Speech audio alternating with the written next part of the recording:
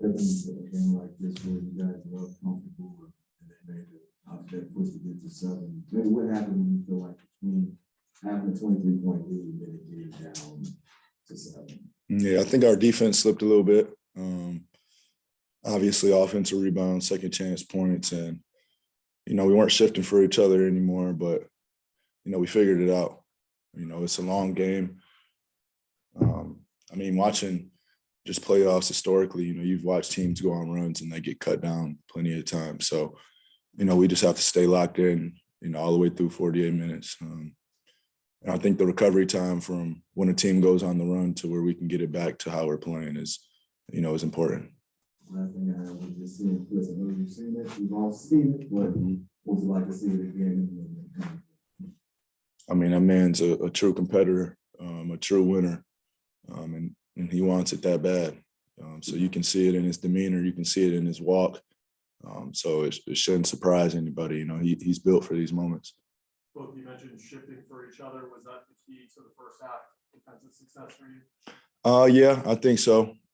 Obviously making it tough on their two primary scorers. But the thing about shifting, it kind of puts you in a disposition for rebounding. So finding that balance of shifting off somebody, and then, a lot of those guys are crashing every possession over there. So, finding a way to be physical with them before they get in the paint. Lonnie mentioned you guys are eager to already have a film session, kind of look back on the rebounds. How do you guys just kind of go through those types of situations where it's obvious what went wrong and you want to practice together? Hey, the thing is, it's not, the old high school practice where you can do real rebounding drills. So, it's only something that you can emulate in the game or feel in the game. And, you can't do any real contact like that in practice. So we can stress it, but it has to be on our minds every possession. Right after the opening tip, you hit that first three-pointer. It looked like you and the rest of the team, had kind of hit that playoff gear. Were you proud of the way the team just kind of took the week layoff and then came out like that? Yeah, that's what we talked about post-game. Anytime you haven't played in 8 days and a few of us guys taking a few rest days at the end of the season, like just to come out and have the start that we did, we were proud of. Obviously slipped in the third quarter a little bit, like I said, defensively, but, we just have to take it to that notch, turn it up a notch and take it into that gear. I know rebounding is kind of an issue, but, EA's defensive effort, it really looked like he was kind of a different level. What do you think of what he brought, 4 blocks and all that stuff? It was supposed to be 5 blocks, by the way. But he just protected our paint, man. We tell him that every day. If somebody gets beat, you rotate. And we have to have his back when Valanciunas is in offensive rebounding position and those other guys are crashing. So, we're telling him sell out, stop the ball. That's what scores. So you have Brandon Ingram, CJ McCollum coming downhill, leave your man and make it tough on him. You mentioned that point of attack defense. What did you see from Mikal and from your guys' other wings as far as kind of limiting their ability to get inside that sort of thing? We stress that. It's obvious what they have over there, the talent that they have, with those two guys with their ability to score and make tough shots. So, we just try to make it tough on them every possession. That doesn't always go in our favor. They're going to hit some shots, but, as long as it's tough and, making them work for it. I realize you've got reps now, quite a few reps now with Chris, but when you've got a play or a matchup that you like, he basically ran the same play 5-6 times in a row. Are you guys calling that, or is that just you just know what you're going to do? That's just, having a feel for each other, the chemistry, the IQ. If something works, we're going to go back to it. I know it sounds simple, but you watch a lot of games sometimes and teams don't expose the weak link out there, what we call the pigeon, the person that can't guard. And we have somebody that we feel that can guard and they're switching 1 through 5 or 1 through 4, we're going to keep going to it.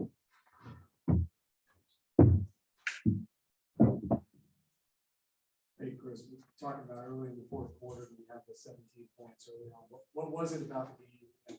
When did you decide you just needed to take over at that point? I don't know. Just sort of taking what the defense gives us. When Book's not in there, We always trying to find other ways to score. You know what I mean? And that's playing off of one another. And I could hear Willie yell out, "Go under." You know what I mean? So that means they're gonna go under the ball screen. So that's like inviting me to shoot. It's Chris, Nance was, Evan, he had a positive impact on their run to get back in the game. As soon as you came in, that seemed to really work. Is that something you, in addition to hearing Willie say that, is that something you were thinking about right when you came in the game? No, it was just, I mean, you read the game, sort of take what the defense gives you. They started, when they bring Nance in, they usually read 1 through 5, which means switch every ball screen. So it was open, take it, you know what I mean, or drive and create for others. Chris, Devin was talking about your demeanor in terms of, I'm back to like this. Talk about your demeanor when you guys, your run to basically like look up when you wanted to get this corrected right away. I'm just curious, what's that mentality of the takeover situation for you? Just reading the game. We watch games all day, every day. We got to watch all the games yesterday. We watched the games today. And you know, in the playoffs, teams aren't going to lay down. It ain't like the regular season. When the team get a lead, they sub everybody out. And that team over there, they're going to keep playing hard. So just trying to make sure, you know, we got the energy back into the game. If I go ahead for both of you guys, seeing Mikhail and Cam Johnson, 2 finalists for the 6th man and defensive player of the year. For you two, what does that mean to see them get that kind of respect in that? I mean, I want to see them win it. That's what they deserve. I don't know what you're talking about. Mikhail finalist, Stevens Blair, coach finalist, Cam Johnson finalist, 6th man of the year. Chris, what did you think worked for you guys so well defensively in the first half? We were just connected.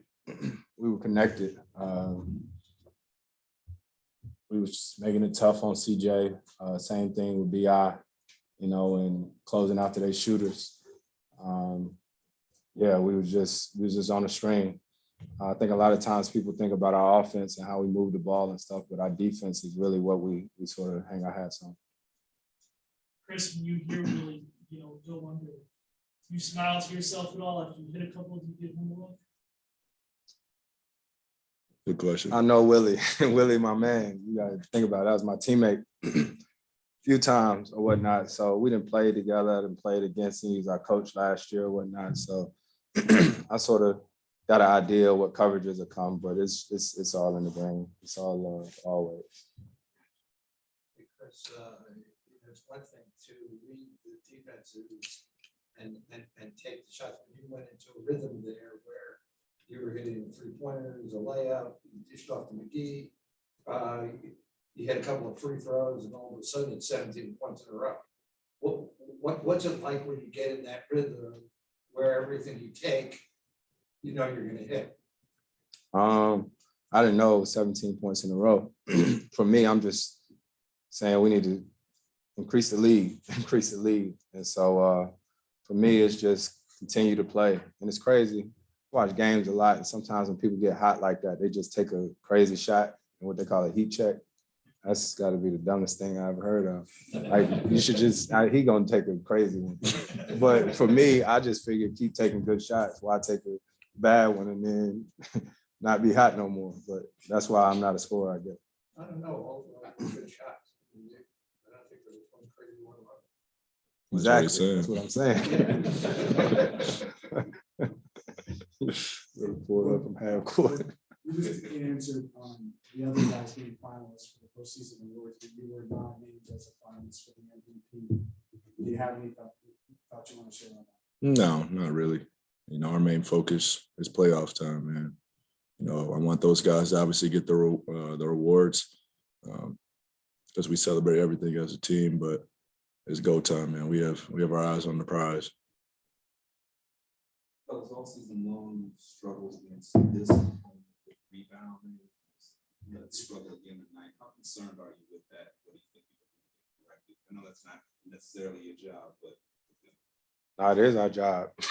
We're a team. And so for us, we're not gonna grow overnight. You know what I mean? So we just gotta keep putting bodies on guys, boxing out, trying to do it as a collective. And it's something that we knew going into the series. We'll take the win, but we also understand, we'll come in tomorrow and figure out how we can get better at that.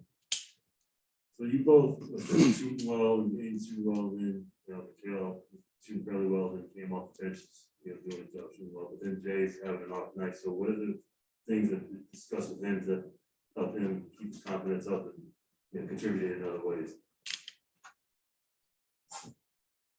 I mean, he's been here before. He's experienced. So, this game's over and we're on to the next one. He does so many things out in the court, that are more valuable than, just him shooting efficiently. Obviously, he can do that, but his defensive presence, his communication, he's a true winner. He's been to back-to-back finals appearances, so he understands what it takes. So that's the least of our worries. He's going to make shots. He's built for the moment, but he does so many things to just pinpoint him out of all of us shooting well and him not. Finish with one basic quick on Zoom. Chris, I think one of the things that makes great players great is their ability to own a moment and take over a game in crucial moments. I know you said you were just reading the game, but can you kind of put your finger on how you have that innate ability to read the game and know, okay, this is my time to take over? I've been playing for a while, for a long while, to tell you the truth.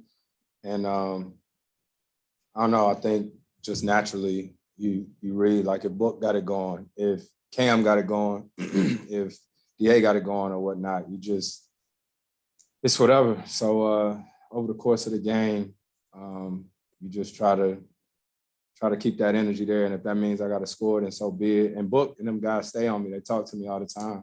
And who was it? Jamal Crawford, fam, one of my teammates came up to me at halftime and was like, shoot the ball. That's what he said to me and Book when we were standing over there. And so started shooting. Thanks, Evan.